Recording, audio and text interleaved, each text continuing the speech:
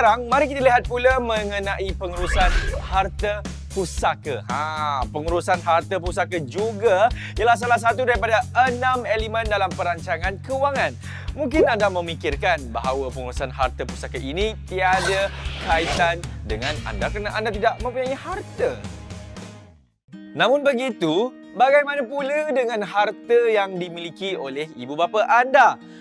Di sinilah pentingnya pemahaman anda terhadap pengurusan harta pusaka. Harta pusaka ialah harta yang ditinggalkan oleh mereka yang meninggal dunia dan ianya terdiri kepada dua jenis, iaitu harta alih dan harta tak alih. Jadi, tahukah anda sebagai seorang anak, apakah hak anda terhadap harta yang ditinggalkan oleh ibu bapa anda jika mereka meninggal dunia?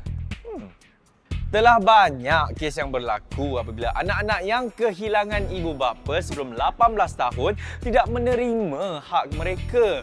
Jadi, adakah anda ingin ini terjadi kepada anda? Jika tidak mahu, jom kita belajar mengenai harta pusaka.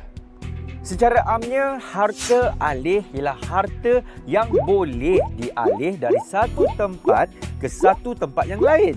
Contohnya, wang tunai yang disimpan atau dilaburkan, saham, lesen atau permit perniagaan, kenderaan, barang kemas dan banyak lagi. Harta tak alih pula ialah harta yang tidak boleh dialih atau kekal di tempatnya seperti tanah, rumah kediaman dan bangunan. Dalam Islam, apabila seseorang itu meninggal dunia, harta yang ditinggalkan perlu mengikut 5 turutan berikut, iaitu penyelenggaraan dan pengebumian jenazah, menyelesaikan hutang-hutang si mati, pelaksanaan wasiat yang ditinggalkan, menyelesaikan tuntutan harta sepencarian oleh pasangan dan akhir sekali membahagikan harta mengikut sistem faraid. Bagi orang Islam, pembahagian harta pusaka perlu dilakukan mengikut sistem faraid seperti yang ditetapkan oleh syarak.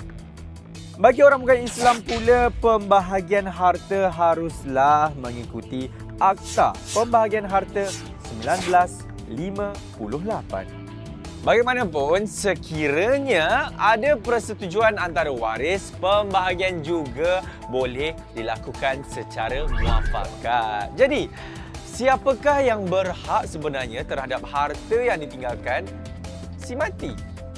Mereka yang berhak ialah mereka yang mempunyai pertalian darah dengan si mati, iaitu ibu, bapa, anak lelaki dan anak perempuan. Selain itu, orang yang berhak ialah pasangan si mati yang dikahwini secara sah. Dalam Islam, sekiranya si mati tiada waris, hartanya akan diserahkan kepada Baitul Mal. Selepas mengetahui pewaris yang berhak, mari kita lihat pula jumlah yang layak diterima oleh waris. Secara asasnya kan, harta pusaka akan diterima oleh waris berdasarkan kepada maklumat yang dipaparkan ini. Kini anda sudah tahu bahawa setiap anak mempunyai hak terhadap harta yang ditinggalkan oleh ibu dan bapa mereka. Namun begitu, jika anda belum mencapai usia 18 tahun, harta yang ditinggalkan itu masih perlu dijaga oleh penjaga sah anda. Urusan berkaitan harta pusaka perlu dibincangkan dengan baik bagi mengelak berlakunya pertelingkahan dalam keluarga.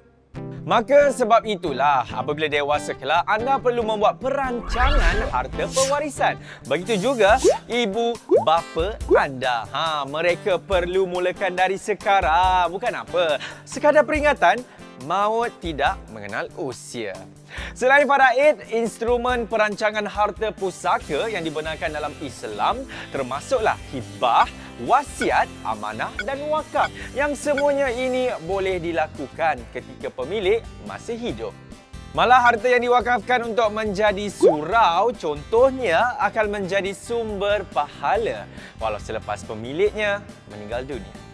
Perancangan harta yang dibuat ketika pemilik masih hidup akan memastikan waris tidak bertelagah, mengelakkan waris daripada terbeban dengan hutang si mati dan urusan perwarisan, Harta yang diwakafkan menjadi sumber pahala berterusan dan nilai ekonomi aset yang ditinggalkan terus berkembang dan tidak dibekukan. Masalah paling utama apabila pemilik tidak merancang harta ialah harta yang ditinggalkan dibekukan sehinggalah selesai urusan tuntutan yang mungkin mengambil masa. Ada kalanya tempohnya boleh mencapai bertahun-tahun lamanya. Sekarang anda semua mesti sudah jelas mengenai pengurusan harta pusaka. Yang mana pengurusan harta pusaka ini sangat penting tau untuk melindungi waris dan juga memastikan harta yang ditinggalkan dapat terus memberi manfaat kepada mereka. Pastikan juga anda tahu hak anda sebagai waris supaya anda dapat melindungi diri anda.